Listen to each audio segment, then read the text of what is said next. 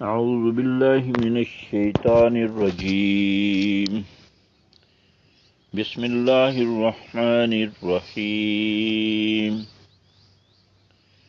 كل نفس ذائقة الموت ونبلوكم بالشر والخير فتنة وإلينا ترجعون. صدق الله العظيم. رب اشرح لي صدري ويسر لي امری واحلل عقدۃ من لسانی یفقہوا قولی آمین یا رب العالمین۔ سورۃ الانبیاء 21 نمبر اور اس کی آیت نمبر ہے 35۔ فرمایا کل نفس ذائقۃ الموت، ہر جان کو، ہر شخص کو موت کا ذائقہ چکھنا ہے۔ وَنَبْلُوكُمْ بِالشَّرِّ وَالْخَيْرِ، اور ہم تمہیں آزمائیں گے برے اور اچھے حالات سے، فتنہ آزمائش کے طور پہ، امتحان لینے کے لیے۔ وَإِلَيْنَا تُرْجَعُونَ، اور ہماری ہی طرف تمہارا لوٹنا ہے۔ مختصر سے آیت میں بہت ہی جامع پیغام ہے، اور یہ اتنی معروف ہے کہ ہر مسلمان، چھوٹا بڑا، بچہ بوڑھا، سب پہلا جملہ حصہ تو سب کو یاد ہے۔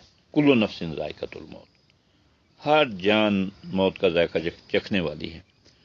اور یہ بھی آپ کے علم میں آ جائے بات کہ یہاں یہ سورہ انبیاء کی 35 نمبر آیت ہے، اور یہی ٹکڑا آیت کا سورۃ العنکبوت اور سورہ آل عمران میں بھی انہی الفاظ کے ساتھ اسی طرح سے آیا ہے۔ گویا 3 دفعہ ایک بات کر کے موقع کر دیا بات کو کہ ہر جان نے مزہ چکھنا ہے موت کا۔ نمبر 1۔ نمبر 2، کوئی شخص بھی اس تجربے سے خالی نہیں، وہ مسلمان ہو، غیر مسلم ہو، کسی بھی ملک کا رہنے والا ہو، کسی بھی مذہب سے تعلق رکھتا ہو، کسی بھی مذہب کو نہ مانتا ہو، لیکن وہ اس سے واقف ہے کہ اسے دنیا سے جانا ہے ایک دن۔ اب اس میں ایک سوال یہ پیدا ہو سکتا ہے کہ جب اسے پتہ ہے کہ میں فانی ہوں اور یہ میری زندگی عارضی ہے، تو وہ اپنی اگلی زندگی بنانے کی فکر کیوں نہیں کرتا؟ تو اس میں اور وجوہات بھی ہو سکتی ہیں، لیکن ایک بڑی وجہ جو اسی آیت نے بتا دی آخری حصے میں، وہ فرمایا وَإِلَيْنَا تُرْجَعُونَ، اور تمہارا لوٹنا ہماری طرف ہے۔ یہاں آ کے مسئلہ ہو گیا، یہاں انسانوں نے کچھ نے تو کہا لوٹنا ہے ہی نہیں، دنیا کی زندگی ہے، اسی میں عیش کر لو، کما لو، کھا لو، رہ لو، جی لو۔ تو ان کی تو دنیا یہ ہے اور اسی پہ ان وہ سمجھتے ہیں موت پہ خاتمہ ہے، تو پھر ان کی تیاری بھی اسی طرح کی ہوگی۔ اب دوسرے انسانوں کا معاملہ وہ ہے جو انبیاء علیہ السلام کی بتانے پہ، ان کے پیغام پہنچانے پہ، اس پہ یقین رکھتے ہیں، اس پہ ایمان رکھتے ہیں کہ آخرت ہے، مرنے کے بعد اٹھنا ہے۔ تو اس میں پھر کمزوری جو ہے وہ یقین کی ہے۔ ایمان تو ہو گیا لیکن یقین کی کمزوری ہے۔ اگر یقین پختہ ہو جائے تو اعمال بدلنے شروع ہو جاتے ہیں، جتنا یقین کا لیول زیادہ ہوتا جاتا ہے اعمال اتنے اچھے ہوتے جاتے ہیں۔ تو گویا جہاں یہ ہم یاد رکھتے ہیں کہ کل نفس ذائقۃ الموت، وہاں یہ بھی ہم یاد کرنے ثم الینا ترجعون، پھر مرنے کے بعد تم لوٹائے بھی جاؤ گے، اور یہ سورہ عنکبوت میں اسی طرح سے آیا ہے، اسی طرح ثم الینا ترجعون۔ تو دونوں ہی سے یاد کر لی جائیں اور بار بار اس کو پڑھا جائے یا ذہن نشین کیا جائے، اور ہر وقت حاضر رہے ذہن میں کہ مجھے مرنا ہے، اس کے بعد جواب دہی کے لیے حاضر ہونا ہے، وہاں محاسبہ ہوگا۔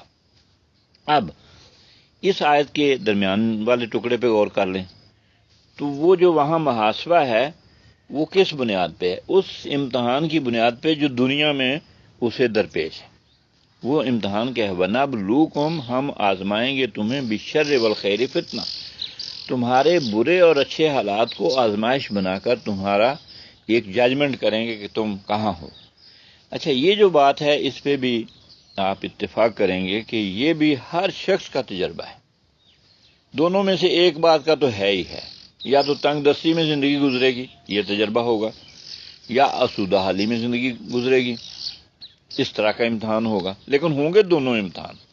ایسا نہ ہو کہ انسان مشکل کو، بیماری کو، تکلیف کو، پریشانی کو، کوئی آفت آ جائے اس کو یہ سمجھے کہ یہ اللہ کا امتحان آ گیا، اور جب خوشحالی ہو، اقتدار ہو، اختیار ہو، اور اس کی توانائیاں اس کے پاس ہوں، علم ہو، اور عمل اس کے بہت سے اس کے لیے وسائل ہوں، تو اس کے ہوتے ہوئے کہیں یہ نہ بھول جائے کہ جی میرا یہ آزمائش نہیں، یہ بھی بڑی آزمائش ہے، یہ اس سے بھی بڑی آزمائش ہے، کیونکہ اس میں آدمی کو یہ بھول جاتا ہے کہ یہ بھی امتحان ہے۔ تو گویا یہ دونوں صورتیں ہو سکتی ہیں، اور کوئی شخص ایسا بھی ہو سکتا ہے جس پہ یہ حالات بدلتے رہتے ہیں، اور اکثر بلکہ اکثریت ایسے ہی لوگوں کی ہوگی کہ چلیں وہ تنگ دستی یا سودہ حالی تو ایک پہلو ہے نا، لیکن اس کی خوشی ہے، غمی ہے، اس کے اوپر اس کا سوچ ہے، کبھی اچھی کبھی بری، کبھی اسے حلال سے واسطہ پڑتا ہے، کبھی حرام سے واسطہ پڑتا ہے، تو یہ ہر وقت بندہ آئیدر آر پوزیشن میں ہوتا ہے کہ یہ میں کروں یا رک جاؤں، یہ مجھے کرنا چاہیے یا رک جانا چاہیے۔ تو دونوں صورتوں میں امتحان ہو رہا ہے، کسی کے کرنے میں وہ پاس ہو جائے گا اور کہیں رکنے سے وہ پاس ہو جائے گا۔ تو یہ ہے وہ امتحان جس میں ہر انسان گزر رہا ہے۔ اس کو دوسری جگہ بھی فرمایا گیا کہ الذی خلق الموت والحیات لیبلوکم ایکم احسن عملا، اس نے موت اور زندگی بنائی اس لیے تاکہ وہ دیکھے تم میں سے بہترین عمل کس کا ہے۔ تو گویا یہ تصورات اگر ہمارے جتنے شفاف ہو جائیں، کلیئر ہو جائیں ذہن میں، اور اس پہ یقین پختہ ہو جائے، تو لازمی بات ہے کہ زندگی میں بدلاؤ آئے گا، اور اسی کی یہ ایک کوشش ہے۔ اللہ تعالی ہمیں عمل کی توفیق عطا فرمائے، ہمارے لیے آسانیوں کا معاملہ فرمائے۔ رب یسر ولا تعسر وتمم بالخیر، وآخر دعوانا ان الحمد للہ رب العالمین۔